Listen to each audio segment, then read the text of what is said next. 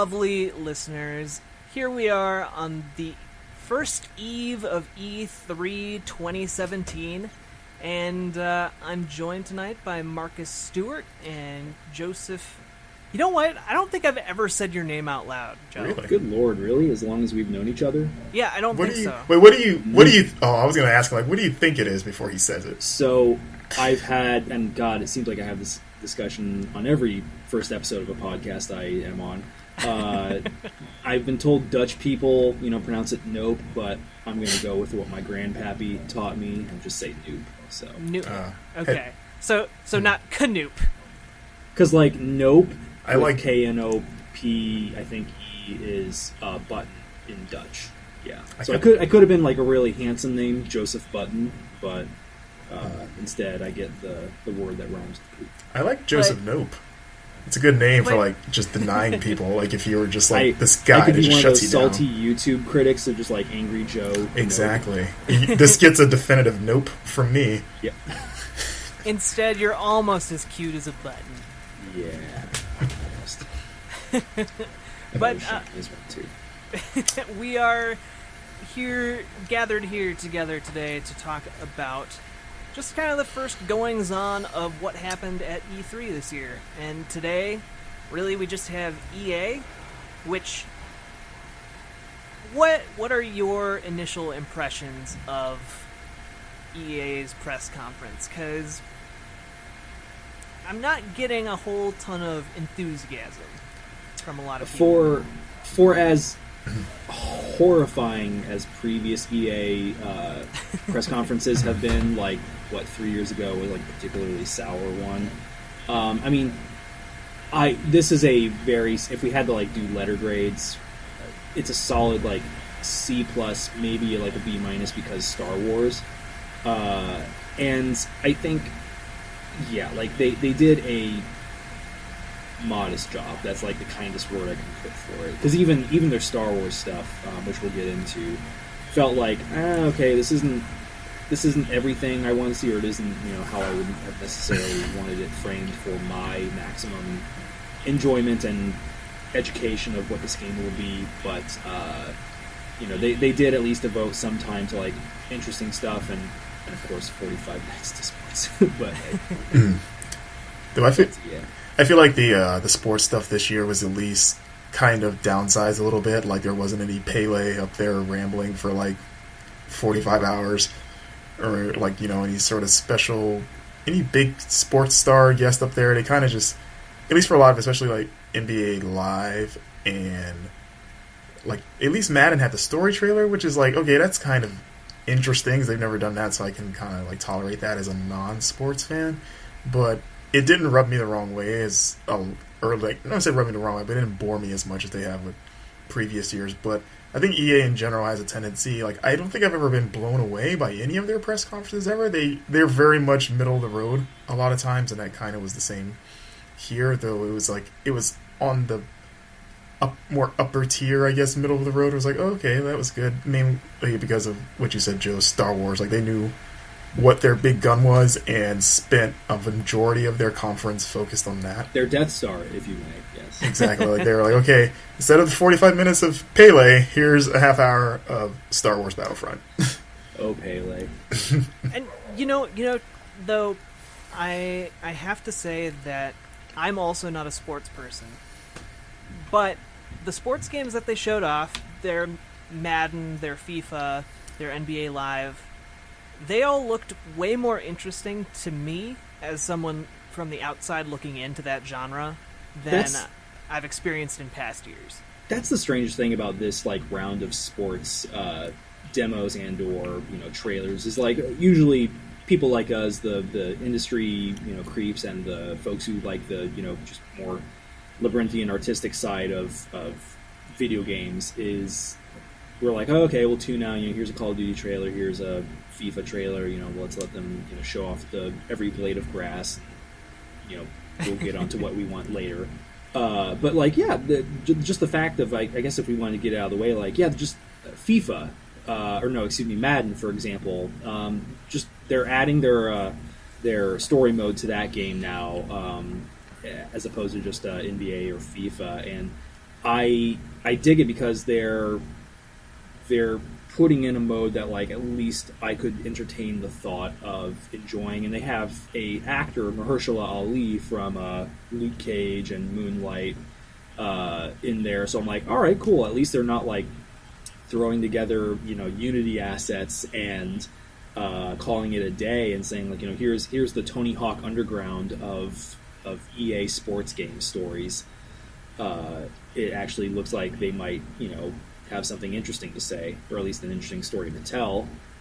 Yeah, I mean, I one of the things that I've found just kind of a little bit fascinating to look at as a general trend has been this kind of glacial movement towards, basically, this glacial movement of sports games towards RPGs, and it's becoming like more and more the sports games are becoming kind of this weirdly mainstream RPG franchise. Like, no longer are they content to just be like, oh, it's your teams with the stats they have in real life. Now it's like you create a character who has all these stats, and you essentially try and nurture them and level them up in a way, and then you see them through this storyline. It's just within the world of sports.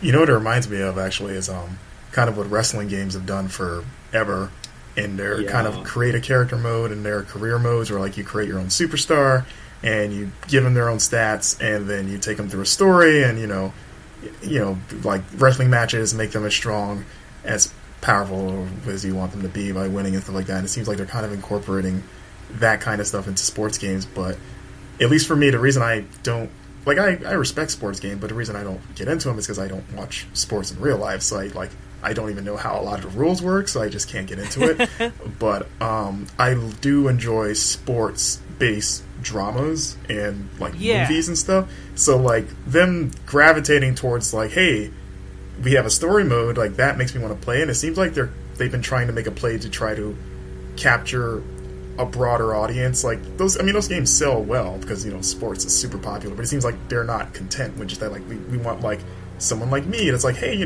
want to play like Friday Night Lights in a video game or something like that, like here you go. And for me personally, that works. Like I remember Fight Night Champion like years ago with that story mode was really good. And I don't watch boxing or care about boxing, but it's like, oh, I like boxing movies, I'll play a boxing movie as a video game. Yeah, I mean, that merging of genres is super fascinating to me. You have the ultra nerdy, like, spreadsheet stuff merging with, more mainline kind of jock culture in sports, and then that merging with, like, moving character drama. Like, that's crazy if you stop and think about it. Yeah. Also, just as a side note, Mahershala Ali. Yep. I just saw his full name recently, up until 2010. Does anyone here want to give a shot at trying to read that? Oh, his original name before he converted to Islam. Whatever his current religion is. I think it's Islam, probably. Yeah. Let me see. I have to look it up. Mahershala is quite a mouthful in itself. Yeah. It kind of sounds like some sort of vampire Hershey bar thing. To be honest, I think it's a really cool name. It's pretty. What was his original name then? I'm gonna try it. Mahershala Hashbaz Ali. Hashbaz Ali. Okay. I wonder if that's still his name. It's just like he decides to get rid of the middle because Mahershala Ali is at least sort of catchy. Yeah, I think professionally he changed his name. I'm not sure if it's an actual full change. Like his stage name. Yeah. Yeah. Other than that, I am kind of interested in the fact that FIFA 18 is coming to Switch. It will run at 720p when you have it undocked, and it'll run at 1080p when it's docked. All the usual modes are there, everything that they've crammed into a game like that. There's 10 different kind of league modes and such. And just something like that, I think I would be much more willing to play something like that on the go or like in short burst. Obviously they always condense games into shorter versions of what the real life things are like. So I could dig something like that.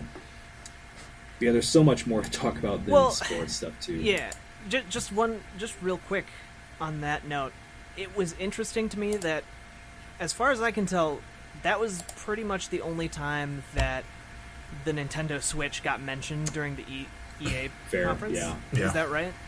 Yeah.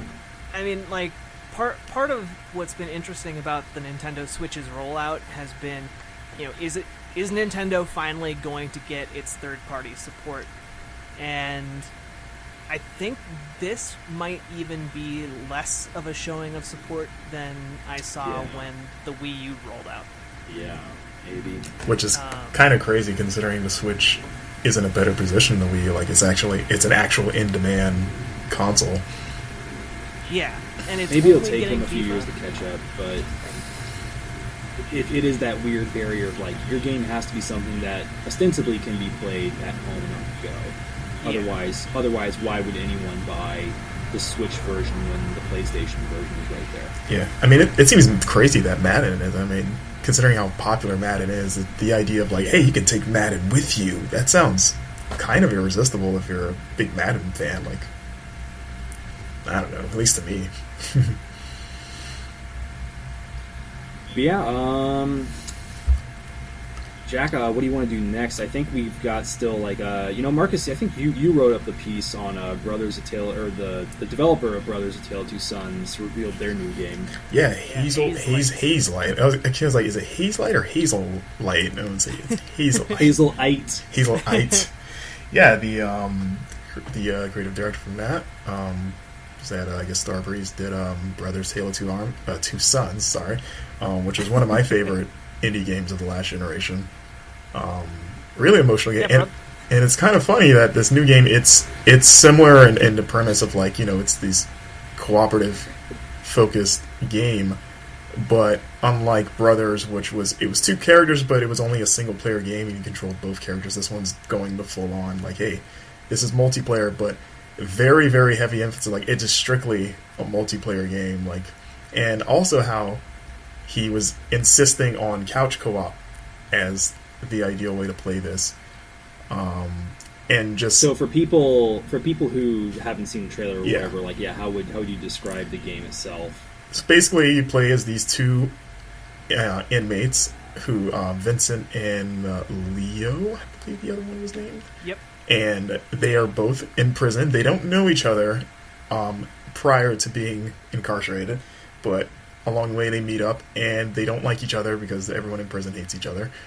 And but through some means, they agree to work together to break out of jail and go on some crazy adventure. So each player controls each inmate, and it's a much more serious and grounded tone than Brothers, which was very much a whimsical. Like, Brothers was dark in its own way, but it was very much a fantastical adventure. Where this is, this is the gritty prison, grounded in reality. Yeah, prison. A gritty reboot nobody knew they wanted. Yeah, it's the two brothers from Brothers grown up and they went to jail, and but yeah, what was cool about what they're pitching with that is how far they're taking the co-op stuff, where you have to do everything together, and also how the game kind of functions, like the simultaneous gameplay where they're showing like, okay, like maybe Vincent is like playing some sort of mission or doing something while Leo, whoever's controlling him, is in a cutscene at the same time. So like one player is just sitting there watching a movie, and then maybe the other player is trying to get to him or is doing something in the background. I was like, okay, that's pretty cool. And you can also play this game online. But like I said, he was very much like, he was not being shy about saying like, hey, you should play this with someone next to you, which is an interesting. I would like to try both to see what he means by that. But I can get the idea of like having that person next to you, definitely kind of enhances that experience. But all the missions. I thought it was interesting, just the fact that like they didn't really tease any sort of this, but people have been speculating. Could you affect the outcome based on your decisions, and like how could something like that branch because obviously, like, it's one thing to say that like your decisions in a game are going to change what happens, but like you can't influence necessarily your friend or someone you just met online or something like that. So that could be really interesting to see if they actually pursue any sort of narrative switch ups like that. Yeah, it kind of it's the most unique take on co-op since, at least to me, since Dead Space 3's co-op. If you remember that, where like the person that was Isaac would hallucinate and see things that the Carver player couldn't. So you would see the person as Isaac just shooting stuff that wasn't there, and you're just like, what are you doing? You're like, you don't see that? And it's got that level of imagination to it, at least from what I've seen so far. And, like, you know, it's got a lot of, like, high-stakes action. They show, like, this crazy car chase where, like, I think one of them's driving, the other one's, like, in the bed of a truck gunning this other car that's pursuing them, and they're, like, sliding down buildings. But there's also, like, an emotional element where they break out, and it's just, like, one of them goes to see their wife and is, you know, there's some strain in their family, like, seeing this kid and stuff like that. So it seems like they're really going for it in that respect.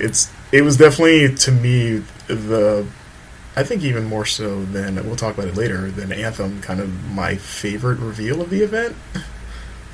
Yeah. It felt the freshest. Yeah, like a pleasant surprise. Yeah. I second that. Like, it's definitely the most interesting thing that EA showed. And I really wish they'd show more indies at their events, because EA is a huge company. They have a lot more going on than just sports and BioWare and Star Wars. And if they could just dedicate, like, I don't know, 15 minutes out of their sports to more indie games, that'd be great. You know, they really did hammer home sports for like a little long. Yeah, well, yeah. You know what? They have, since they've kind of launched this EA Originals thing, which is kind of their indie initiative. They've done one game a year. The last year, like, you know, the first game that kicked that off was Unravel, and that got a big spotlight. And then last year was that Faye game. Do you guys remember that? That we still have it's like purple looking Ori and the Blind Forest kind of style. Yeah, like FE is the title. That at all. They haven't. I mean, it hasn't really been talked about. Yeah, like I kind of was hoping. FE. Yeah, it's just FE. Yeah. Like, I think it's pronounced Faye or Fee. I don't know. But Yeah. I kind of was half hoping to see that again here, because it really has gone off the radar since last year's E3. It's the sound any EA executive makes when one of the Faye developers brings up their game. Faye. It's like just checking the books. Like, oh, that's still there. Faye. Yeah. So yeah, they're kind of sticking that format. Like, we're gonna show. Like, they're not doing the Sony approach of like, hey, here's 5 indies on stage at once. Like, we're going to take, I guess, maybe the one we think looks the most promising and just kind of pour everything into that, which I can kind of understand that from that perspective. At least they're giving time to the one game they feel deserves it. But yeah, I wouldn't mind seeing, like, maybe another one up there, like maybe seeing Faye, maybe an update on that, or maybe one more, but... There was also that rumor that Unravel 2 was going to be a thing that obviously didn't materialize, but... Or at least it didn't materialize at the big presser, yeah. Yeah. So, speaking of games that like kind of evoke the same style that developers were previously known for, Need for Speed Payback really, really surprised me as far as... Like, EA has made most, if not all, the Burnout games, right? And Payback had some serious callbacks to, like, Burnout 3 Takedown and Burnout's Paradise City. Yeah. Revenge, yeah. Because this is, it's Ghost making it, right? Which isn't it, like, kind of the remnants of old Criterion? I don't know that, That's okay. Yeah, but... Good. I'm just really looking forward to a more aggressive racing game that has a little bit more emphasis on the crashing and the burning, and being able to pull that off while still making you feel like you're a competent racer. And maybe I say that as a biased, really bad racing gamer. I like it when racing games are like, okay, you're gonna crash a lot, we know that. And so we're going to make it as cool as possible whenever you do crash. And that's one of the things I loved about the Burnout series, especially Burnout Revenge, is you can essentially turn your terrible mishaps into attacks on other players or, autopilot cars or whatever, because you could control the crash after it happened, or as it happened. Yep. And seeing a little bit of that in Need for Speed Payback did my little cold black heart some good. Racing games that like focus more on the mechanics and the thrill and kind of the substance of racing, which is pulling off amazing drives and turns and such, as opposed to like I never got into the Ubisoft games like The Crew or whatever because it felt like I really don't want to manage, like I don't want to conquer another map. I want to drive in really cool places at breakneck speeds and be like my hands are sweaty at the end, not drive here like I'm driving in any other open world game and have to hit 4 checkpoints before I reload. And yeah, just it felt so much more aggressive than I had seen most of the other Need for Speed games, and that's where they seem to have been like hedging their bets just based off of name value. But like, imagine if they had branded this one as a Burnout reboot. Well, I guess they ostensibly the Criterion was working on some sort of spiritual reboot to that, but that will probably never see the light of day. Oh yeah, that like ATV thing. So, like, what if they took the work from that and were like, hey, sorry about that. Here's maybe not quite as expansive as we had originally promised, but like you will still get some serious Burnout vibes off of this game, and we think you'll love it. That probably would have been a better way to frame it, because like I'll buy a Need for Speed game, especially if it looks like this, but imagine the hype they could have built, because Need for Speed has not done itself a whole lot of favors. It's just coasting on kind of like it's very much the target to every other game's Walmart, Yeah, like Need for Speed, especially the last few entries, seems like it's been going through somewhat of an identity crisis. Like every game they've tried to revamp it in a big way, like Rivals was the big multiplayer focused one. Now we're about drifting. Yeah, and then the one, did you guys play the one, I think, was it last year or 2015, the FMV one? I think it was just called Need for Speed, but that was the one with the live motion, the actors. Wasn't that that was tied in with a film? No. There was a Need for Speed film with the dude. Oh no, not that Breaking one. Bad. But that was another Need for Speed game. That was the one that had Aaron Paul in it. But the one after that was the FMV focused one. It came out like the same year that Guitar Hero Live came out, when FMVs were like weirdly coming back. And I think it was just called Need for Speed. I played a few hours of that one, and yeah, like that was like the open world one where you're part of like a crew, and you're like, it was like really big focus on car culture because they had like these legendary like car icons that were in the game or something. Okay. Yeah, and like the thing that it's all beginning to run together at this point, which just goes to show you that like, hey, they have not done a great job of reestablishing that franchise. Yeah, they kind of been going back to the drawing board with each one, which I can kind of, I guess in some respect I can respect, of like, if it's not working, let's not do it again. This one, it raised my eyebrows a bit because of like, I think I'm kind of in the same boat as Jack of like, I like chaos in my driving games. I get really bored with racing sims and going around the same time. I like Mario Kart and like doing crazy dumb crap when I'm driving. So this one, that trailer I rewatched again, like it didn't even have like actual driving, like it wasn't even races. It was just like Fast and the Furious style, just like stunts and set pieces of like, all right, we got to drive behind this truck. And then the girl's going to climb out and she's going to get on the roof and break in and steal the car that's in the bed of the truck. And then you're going to drive the like supercar that comes out of there. And you're like, what? I think that's going to be the one worrying element, right? Like, do we just drive up to the truck and then a cutscene plays the cool thing? Or could we do like... Yeah, it was a cutscene. Well, I mean, like Driver, I think, has been one franchise that recently, at least, with that one where you're flying through the sky and then Driver San Francisco. Driver where you're San a ghost. Francisco, where like you're inhabiting the brains of like all the other drivers in the world. But just like the idea of what a crazy concept. What a stupid but good concept.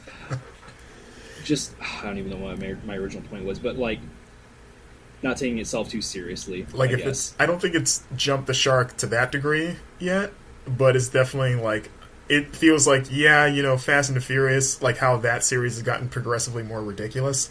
That's kind of where Need for Speed's going. Like, well, I'm okay with that. I like stupid, dumb spectacle. So, and I just hope those kind of set pieces, like hijacking a truck or doing something else cool. Like, I want to be the one driving off the ramp. I don't want that to be another cutscene. I would love to see like my partner like hop out of the car while I'm still driving it, and like other games have done that where like the AI won't jump until you're actually close enough. Like they did that in Grand Theft Auto 5 for a couple of set piece missions.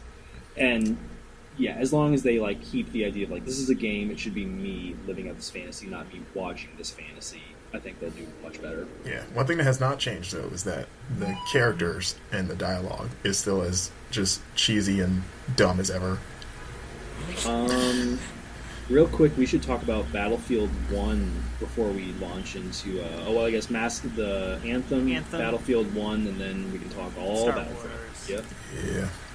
Yeah. Marcus, you wrote up that Battlefield 1 piece, right? Yeah. Yeah.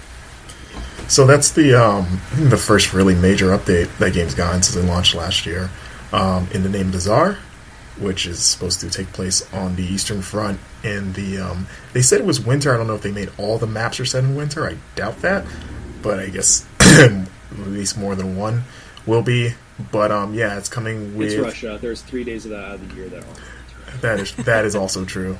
So there is it a single player expansion or is it a multiplayer map? It seemed like it had a trailer that it seemed story driven. It was narrated by like I think the lady or whatever, but it seems story driven. But it's coming with 6 multiplayer maps, so I would have to double check on that. But it seemed like a bit of both.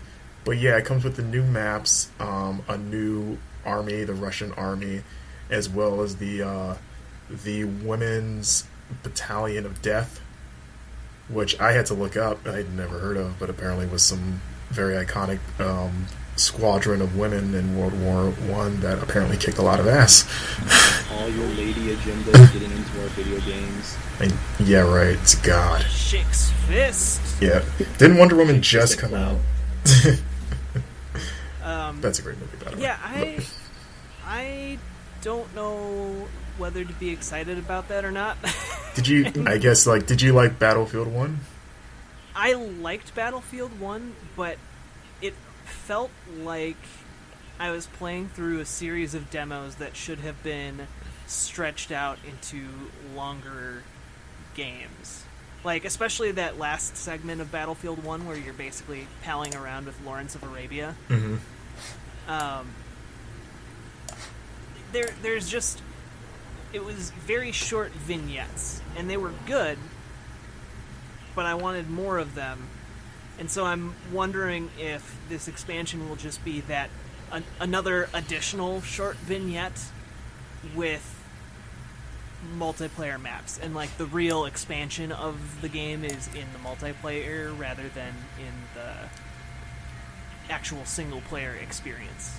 Yeah. Which, again, I want more of. So I guess it wouldn't be surprising. I guess if it was it was more multiplayer. Like multiplayer is the main event for that game. So I could understand why it would be the glut of that expansion. But yeah, I'm in the same boat with you. Like I wouldn't mind if it was like just throw like at least like maybe a couple hour long story thing in there. Maybe Battlefield 1 is like the first time in a long time that they've actually thrown weight behind a single player campaign as opposed to like making it really feel tacked on. Yeah. Or at least, subpar, like they clearly didn't like hire the right talent or like I guess give enough funding for it. So yeah, I think we're gonna kind of see like a 70-30 split here. Like maybe they'll probably like repurpose a lot of assets if there is like some sort of campaign element for it. I'm sure it'll be like and here's the level that shows you what the cool new map looks like. But we're gonna make you go here, here, and here with some sort of story excuse, and hopefully they at least make it directed enough to feel like okay, I'm living an experience as opposed to being told to go to XYZ point. Yeah. But let's jump into Anthem, which we don't really have that much to talk about. Yeah, what a strange name. Not yet. Not until tomorrow, anyway. Yeah. Tomorrow we'll have... What an interesting name. Because I guess so. This was Project Dylan, right? And then so this is BioWare Edmonton, I think, which is the original BioWare studio behind Mass Effect 1, 2, 3, and or it might be Montreal. I could be wrong. And from the very, very brief teaser we got, I'm sure a lot of this might be null and void by the time the Microsoft press or trailer comes out. It looks cool. Like, there's been some key art leaked as well, or at least posted, of like 4 people kind of almost looking like they're like leaping from a ship, kind of Titanfall style. Some people have been joking about like this game being Attack on Titanfall. Like, okay, those are words that get me thinking, I guess. And the power armor that looks like it could be the Doom guy's cousin. Is clearly going to be some sort of like probably action-oriented game, at least as much like Mass Effect was after 1, when they axed a lot of the exploratory elements. But a lot remains to be seen, and it remains to be seen if this is something that, like, a lot of people have said, oh, is this supposed to compete with Destiny in some way? And I don't want to ascribe like too much intent before we've seen more, but I feel like that would be a terrible choice on BioWare's part. Well, so the question is it really, because BioWare is owned by EA, would a choice like that really be left up to BioWare? Right. Like,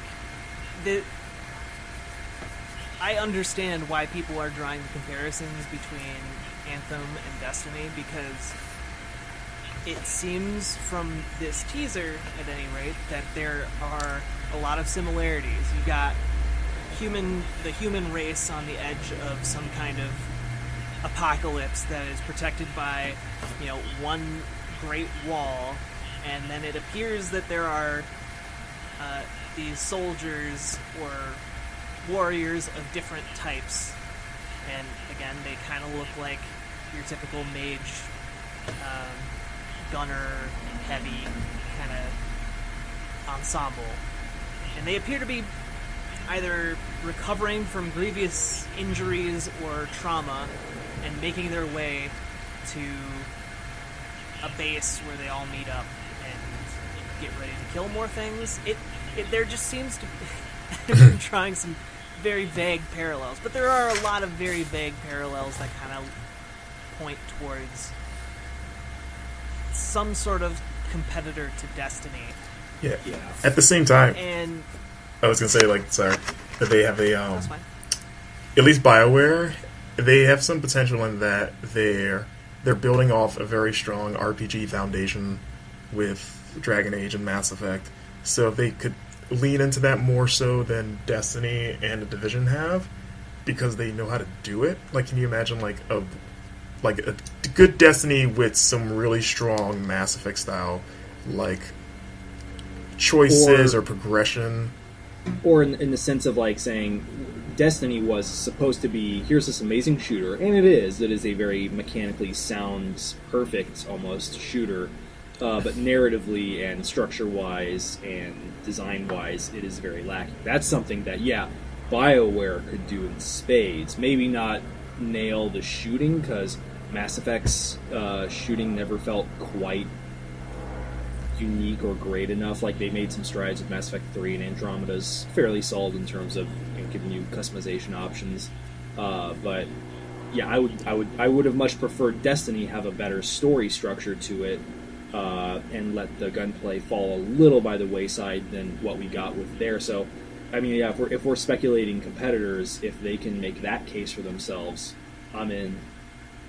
The only problem I see, and this is just a weakness that I've noted in BioWare games this gen, it's their level design or world design rather is somewhat leaning more towards classic MMO, and I think they picked that up from Knights of the Old Republic, when they turned that into an MMO. And I don't know because I don't think that translated super well into Dragon Age Inquisition or into Mass Effect Andromeda, and I'm worried about them trying to take that and make it into an FPS or a third-person shooter or something like that, because that could really trip you up. Because while Destiny had a lot of problems, at least its areas were pretty well designed. Mm-hmm. And they had a lot of experience with that kind of gameplay and the areas you need for that. So right now this is all an awful lot of speculation. We don't know a ton about Anthem. We're gonna know more tomorrow, so you can bet we'll be talking all about simulator. that. Okay, but real talk, whenever anyone throws out like an out of left field genre like that for, you know, some big franchise that we don't know a whole lot about, if this did turn out to be a cooking simulator, that would be amazing. I would love that game. Out of that. It's like It's a gritty post-apocalyptic, super-powered game where you're going out into the wilderness to collect, food stuff to make meals like for a starving. we're starving city. on the other side of the wall, and we got to eat, but all the food is outside the wall, and that's where the problem lies. So we have to risk our lives to take our like Iron Man suits and fly over to go fight these monsters that are also very, The helmet. Exactly. The helmet comes quality- off and it's Gordon Ramsay and he's just insulting your mother. Gordon Ramsay is your commanding officer. And the quality of the cooking and the ingredients that you bring back helps determine like how well your civilization is able to rebuild. I can see that. What do you? That would be a good game. I'd What play that. What do you think the title references? What do you think Anthem means? Real quick. I think it's going to be a reference to like building a sense of community and like Yeah. I want to say nationalism, but that's not That's what not I the think word, the game would be yeah. going for. But that's like the word that pops in my Camaraderie, head when I you know, hear yeah. Like When we Yeah, think of Anthem, we camaraderie. think of like songs meant to instill a sense of like patriotism or a sense of like this is my group Community. and this is, and we're gonna do what we're aiming for as hard as we can, and like judging off of what we see, like the group picture shots. Anthem, you know, like every team, maybe the goal is like give every team a reason to be like, you know, we're team Extra Life, and we're, you know, we come in guns blazing, and this is the way we do things, and this is kind of our anthem, our way of doing things in this world that they built for us. okay. And if anyone out there is listening and you want to make an Extra Life anthem, please leave those in the comments Yes. for this audio podcast, because I would love to hear what Extra Life anthems you guys can come up with. But yeah, let's dish out Battlefront 2 and call it a night, because that is Yes. this is obviously this is the steak and potatoes of EA's press conference tonight. And there was quite a bit to chew through. I mean, like, a lot that we are just so familiar with, like, you know, jetpacks and clone troopers and that. Well, actually, I mean, we had only original trilogy, right? Last go round, if I'm Yeah. not mistaken. So we hadn't seen clone troopers and we hadn't seen battle droids, both of which look more realistic than they ever did in the movies, which is a funny thought to That's have. true. And so they started out, of course, with a gameplay trailer showcasing a battle on Theed, which is the royal palace city on Naboo, which you might remember from the end of Episode 1. Lots of battle droids charging down the streets, clone troopers protecting the royal palace, and they kind of showed a mode similar to the AT-AT Hoth mode in Battlefront 1, where essentially the attacking droid team is supposed to be escorting this siege tank down the street.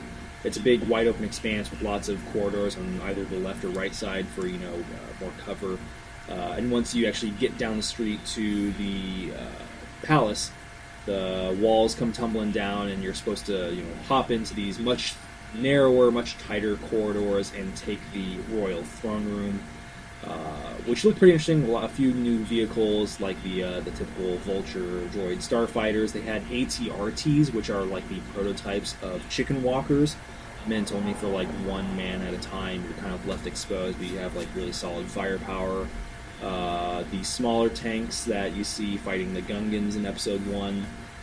They have Goongas? the Gungas. Gungans? Did I say Gungas? I think you combine Gungan with Goomba. It's 11 o'clock. No, The Gungans, the no, Jar Jar people. The Jar it's Jars. it's a running joke in the Star Wars community that no one knows how to accurately pronounce Gungans. Okay. Because in the movie they pronounce it Gungans, but I guess George Lucas pronounced it Goongas. What? Well, George Lucas Yeah. also thought Darth Sticky was cool. Or Darth Icky, whatever.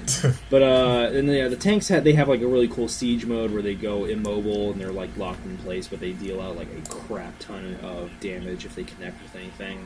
And then the rest of the gameplay trailer showed off a few snippets of other locales, kind of a lush jungle planet. It had some wildlife in there, but I don't know if it looked like fairly pre-rendered, so it remains to be seen if that's a thing you'll actually have to contend with on the map, a beast charging at either side. They really didn't show. They only showed like a very brief bit of the campaign. We saw Emperor Palpatine connecting to Skype over one of his minions' helmets. As he's known. But yeah, what did you guys think of that initial gameplay trailer? And then we'll dish with the actual live demo. It looked. So the big difference I felt between this and the original Battlefront reveal was that we know what they're capable of in terms of the presentation. Whereas, like, I remember watching that first Battlefront reveal and being blown away, but at the same time, just super skeptical of like, there's no way that's what that's gonna look like. Like, that's got to be PC only, just like up-res to death. Like, and then it wound up being exactly that. So now I'm watching it and I can allow myself to be more excited. It's like, no, they could do this. This is it probably. Like, and it looks amazing. And I also, as someone again that loves stupid dumb chaos, I like the idea of like, you know what, screw it, let's just take all of the Star Wars and just dump it into one thing, and who cares if it makes sense. Let's just, here you go, let's have Kylo Ren fighting Darth Maul, because why not? And it's like, I don't like, I like that. I love Star Wars and I have a reverence for it, but I don't have that much reverence where I'm gonna like turn my nose over like, ooh, what are the stormtroopers fighting the little skinny droid things from Episode 1. It's like, no, just throw it all in there and just have them shoot each other and have it be fun. Yeah, really. Hopefully, they don't like get too strict about like, no, Rey can only be in the new canon maps, and because I would love to fight Darth Maul. Yeah, that would break the game, honestly. With Luke Skywalker. With Luke Skywalker, yeah. You think they'll have old Luke in the game? I hope. Be cool. Yeah. One of the things I like that there are, so I played a little bit of the first Star Wars Battlefront, the remastered Star Wars Battlefront. Mm-hmm. However we want to refer Dice's to that one. Battlefront. New Star Wars Battlefront. Dice's Star Wars Battlefront. Battlefront 15. And I really loved the presentation, the visuals, the sound effects, everything that was there in those terms was pretty much perfect. Like, you felt nostalgia wash over you with that stuff. Where that game more faltered was in game balance and in providing incentives at a reasonable rate to get people interested in continuing to play, and also the system where just randomly the ability to become a hero would appear on the map in the form of a token, and whoever got there first got the ability to become a hero. Yeah, and that's crap. That mad dash ball could get it over you. Yeah, it was like, it reminded me of the XFL, like how they got possession. It's like you got to run to it. Whoever gets it first, like that's what. As soon as the token appeared, everyone just dropped what they were doing and just were sprinting it to get the thing.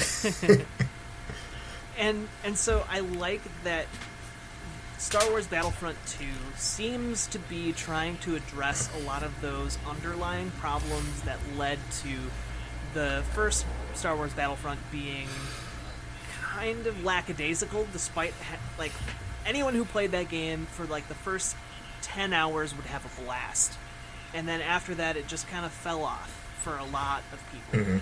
And so I'm kind of hopeful that this new system of like war points, or I forget what exactly they call them, but essentially you earn points as you play, and then you can spend those points to become a hero or a specialized soldier type or things like that. And I like that system a lot more. Because even if you're terrible, you can just save up your points, and I'm sure you'll be able to get some time on a hero or in some different interesting class. Applicable story here, when Marcus and I interned at Game Informer, Andrew Reiner, the game had just come out at some point during our internship that winter, and Andrew Reiner asked us, like, hey, are you guys terribly busy or anything? Yeah, what do you need? Hey, would you want to play Battlefront, so, like, just for, like, all day so I can get this one gun to see, you know, how it plays? And we were like, oh, yeah, sure. And then I was like, wait, this is a terrible way to... Holy crap, like, you have to commit, like, 10 more hours to get the shotgun? Holy crap. I remember we all took turns and just watching that little meter fill up. Like, this is going to take forever. And, like, granted, we probably weren't doing very good. We probably weren't, you know, actually contributing that much. But, like, even someone who isn't contributing should move at a more reasonable pace. Mm-hmm. But, yeah, the live demo... Just real quick, one more thing. And I like that the other major complaint that people had about Star Wars Battlefront was the lack of a single-player campaign. Yep. Mm-hmm. And they are addressing that in this one in a way that doesn't look just half-hearted. It looks like it's going to be significant, and it looks like it will be an interesting adventure in the Star Wars universe. Like, I can't imagine that with all of the resources that EA has and the talent they have in DICE and the power they have in their engine, I can't imagine that it's going to be a bad campaign. Well, it's from like a gameplay and presentation perspective, I'm not worried. The writing is what's going to make or break that campaign, because you know you play as the dark side, and it's Mitch Dyer, former IGN editor, is the lead writer on it, which is super weird because like it feels like not long ago he left IGN, but I like him. Mm-hmm. I like his work. I don't know how well it translates to fiction, but I'd rather him than some schmuck from, you know, Hollywood's C-list. Yeah, I think. Yeah, and I'm sorry. It's just that they're gonna have to, with that premise of like you're playing as an Imperial soldier and you're gonna experience this conflict from the perspective of the Empire. Like, that's really interesting, but I feel like they could very easily kind of fall into the camp of like, you know, like, well, you're just the bad guys and that's it. Where it's, as opposed to like the more shades of gray of like, well, you know, they think that they're right, and everybody that supports them is like, well, they keep order, where, you know, the rebels, they blow everything up and cause chaos. We don't like that. So like they could, you know, try to tell a story of like, you know, just because you support the Empire doesn't automatically make you this terrible person. Yeah. Well, kind of like what they did with that X-Wing or TIE Fighter. What's the full name of that game? Oh God. God. There's so many like it might just be Rogues. it might just be Star Wars TIE Fighter. Yeah, it's TIE Fighter. Yeah. And so they did a really good job with that, and so I think, and I would imagine someone who's come from a gaming background would be familiar, or at least go out of their way to familiarize themselves with that material, mm-hmm. because it's similar. If they take a lot of cues from that game, I think that they will be absolutely on the right track for the single player in this game. Yeah. And at the very least, I'm expecting that it will probably be better than the Force Unleashed 2. At the very least, if you can at least jump that bar. Yeah, I think it's just that I see a lot of great potential for some really, really good nuance that you can tell with that story, and I just don't want to see it squandered. Yeah. True. But yeah, just like additional notes, I guess. Like so they did about a 20, maybe 30-minute live demo of the Assault on Theed map, and a lot of the same notes. You know, you can see people riding vehicles and shooting shoots, and It was a little hard to get a beat on some of it because EA chose this year to kind of give the floor over to a lot of those YouTuber, shoutcaster type guys, the guys who make their living on Twitch, just commentating on competitive games. And that's fine. I no shade at those guys; they do good work in their field. But it was kind of I have no idea what's going on here, and these two dudes are just talking about how cool the shotgun feels to shoot while someone is shooting a completely unrelated weapon on the screen or whatever. And but I did enjoy. Don't forget, this is when things get really crazy. Yeah, they said that 6 times. 6 times. If you think this gets, did they keep emphasizing the really with every successive really? This is where it gets really crazy. But I think I'll enjoy this for the most part. Just going off the live demo, it was very funny, seeing the contrast between the orchestrated, very directed gameplay trailer, obviously up-res to hell and very narrated and orchestrated, versus the schmucks who they have this problem every year. It's last year, it's Snoop Dogg and Zac Efron, but this year it's just a bunch of Star Wars YouTuber guys, and neither of those teams are very good at coordinating themselves in meaningful ways, or being able to kind of angle their gameplay for maximum visual impact. Because you did see a lot of just stupid kill cams and such. So I know that on the bright side, at least my expectations are being kept in check, seeing the game, even granted in its quote-unquote pre-alpha state, at least we're seeing it in motion, and we're not going to have our hearts totally broken. As long as this game is what Battlefield 2015 should have been, plus a more, intelligently structured reward system, I'm okay with that, I think. Yeah, and I believe they're doing another beta like they did with the first game. Pre-order. Yep.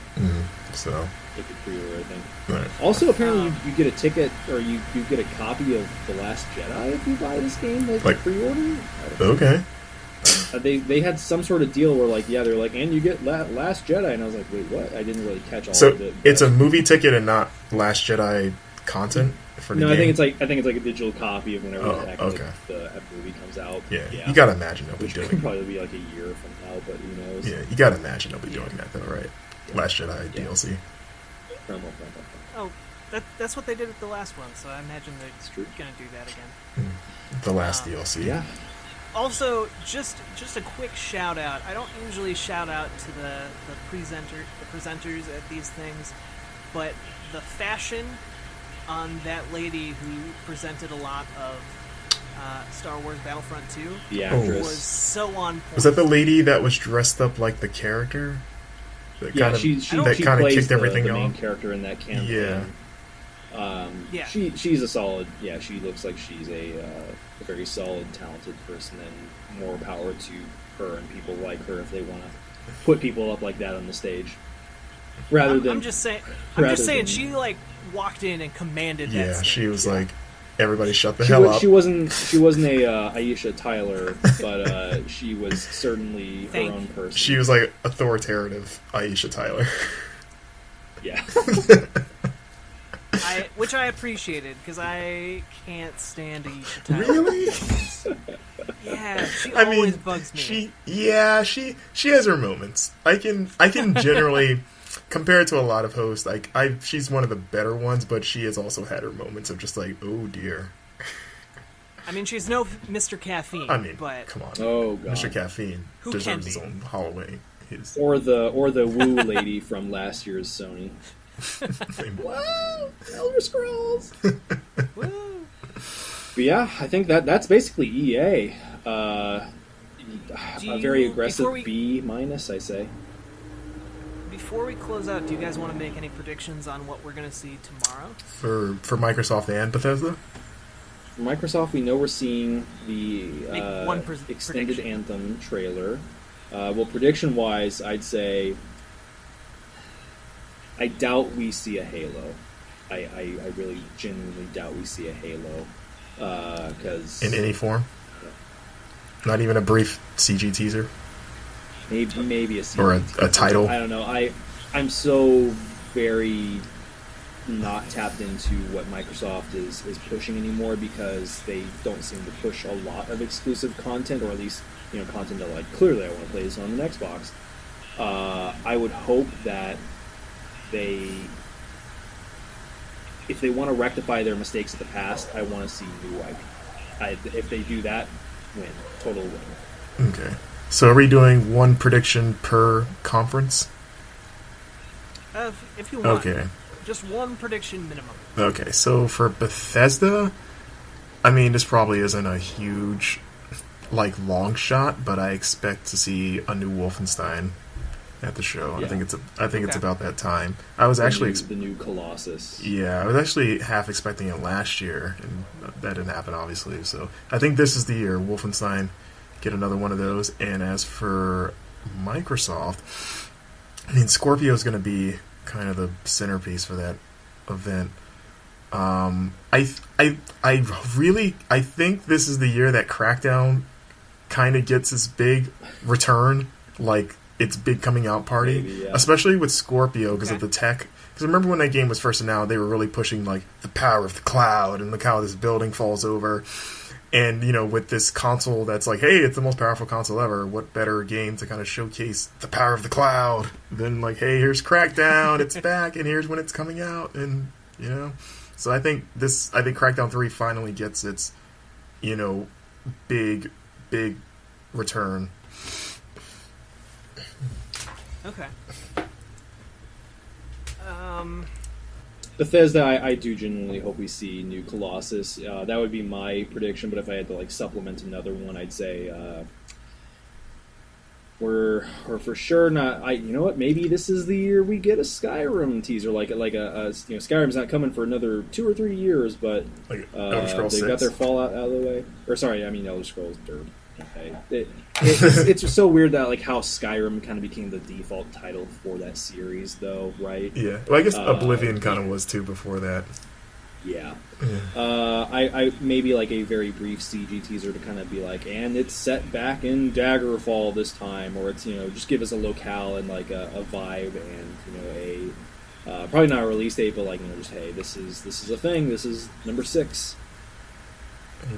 Okay. My prediction, I'm not going to go as far as to say that there's going to be an Elder Scrolls 6 announcement, but I would say maybe surprise expansion for Skyrim. Ooh. I mean, they're really pushing ESO. They really are. Yeah. And they're doing a great job, but I just say surprise Skyrim announcement, and not new Skyrim or anything, but just because they put out the remaster recently. Yeah. And it's and it doesn't seem... It's coming to Switch, too. And it's coming to Switch. And it just seems like they're too close to Fallout 4, and I don't think we're going to see Elder Scrolls 6 until next year at the earliest. And even then, that's amazing. And as far as Microsoft, I'm really confused. Or not confused, but I don't know what they're going to do. Because even if they go hard into new IPs this year, I think I read somewhere Sony has 40 new IPs or something like that. It was an absurd number. It was a really high number. And so Microsoft is showing off the Scorpio this year, but I don't know what killer app they have to go along with it. And I think you're right. I don't think there's going to be a Halo announcement this year. And so I don't know what they're going to show. I don't even have a prediction. I mean, do you think they show something new, or do they kind of like my prediction of Crackdown, where they kind of take something that's been quiet for a while and kind of bring it back to the surface? They'll probably have some HD remasters to tout just because of Scorpio, and they'll probably rest their laurels on 2 or 3 of those, I imagine, if they don't have the new IP or the meaningful sequels to back it up. They're in a good but still a tough spot, because people want to hear more about Scorpio. We would love to hear more about what is possible. Just give us something to chew on. But obviously they need to have prepped quite a bit for something like that. Yeah. I mean, we're probably going to see. I mean, if I had to guess, like one IP that might be coming, it would be possibly a new Gears of War. That soon, really? How well did 4 do? 4 didn't do very well. Yeah. As far as I know, Like it didn't do sales badly, but wise, yeah, not as good as it. It didn't perform as well as the series used to. It was a good game. I liked 4, but it didn't quite have the numbers behind it, if I remember correctly, that it usually is known for. Yeah, I just that was just last year too. I don't know. I know they're gonna do Fortnite. Fortnite's gonna be big at the show. Forza We'll 7. have Lawbreakers on there. Lawbreakers. Is that exclusive though? No. Unless they just have it on their stage, maybe just maybe like, hey, we got timed exclusivity. Who knows? But I mean, Forza 7 is pretty much a guarantee. Yeah. And Sea of Thieves will probably show up, I would imagine. Yeah. It's time But for again, another that's not meaningful like- Sea of Thieves trailer. Yeah. Yeah. So, I mean, I that's didn't see a whole ton of it. yeah. I mean, in terms of known quantities, that's pretty much all they've got because Scalebound is dead. Fable. That's in its own little purgatory. Who owns the rights to Fable now? Right? Technically, Microsoft, don't they? Because they owned. They bought Lionhead and shut them down, so they own the IP. So they could, I believe, they could just do whatever they wanted with it. Like if they wanted to, I don't know, give it to another studio if they feel. All right. Then my prediction for Microsoft is that they announce a new Fable game. Like a traditional, like Fable 4, no Like weird Like BS. a Fable 4. Yeah. That would be None of this Legends like or 4-player Fable one VR. player. Fable Yeah, HoloLens. Fable HoloLens. Their big announcement is they remade Fable the Journey from VR. Yeah. Oh my god! and it's got Conquer the Squirrel in it. Just for no good reason. Yeah. People would buy. We're that, bringing though. back Project Spark for Scorpio, and it's still got. Guess who's Conquer. coming to dinner? His name rhymes with Shiloh. Oh man! It's like, yeah, we finally have the console that can support this crazy Shiloh project. But yeah, I think we'll see. We'll see soon enough. Exciting times. I'm more than anything, I am excited to finally see what Scorpio is. I just hope they have the games to back it up, because at the end of the day, they're asking us to drop possibly a big amount of money on a luxury console that, as of now, has nothing to play on it. Yeah. So, Anything else to say? I think we were pretty good. It's been a long day, but we got a long weekend. it's ahead been of us. the Yes. first of many long days. It's beautiful in LA right now, folks. So, as the Well, police siren goes off. yeah, you can hear that, right? That's been a thing today. The sounds of nature. the ambiance of LA. You missed the cat that was screeching a little while ago. Oh no, I Oh. heard that. I heard that. Man, Yeah. alrighty. So, yep, LA. Jack, take us out. Well, all I got to say is I wrap up every recording we do by talking about Extra Life. And what is Extra Life? Extra Life is basically this awesome charity where you play games and you can help kids by playing games. It's really that easy and great. It is... Wow, I'm really tired and I'm butchering this.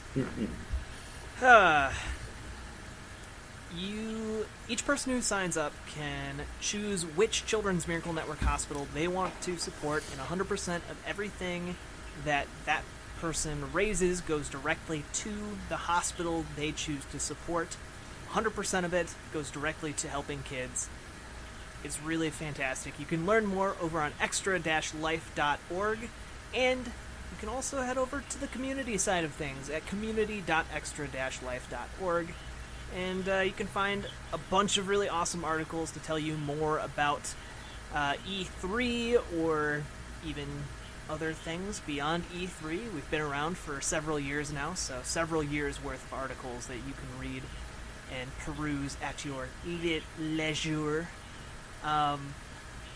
And yeah, other than that, just look up Extra Life. Just join, raise some money for kids, play some games. It's fantastic. Show that you got the coolest community by raising the most money for children. Yeah, it's for the children. It's for the kids, guys. For the kids.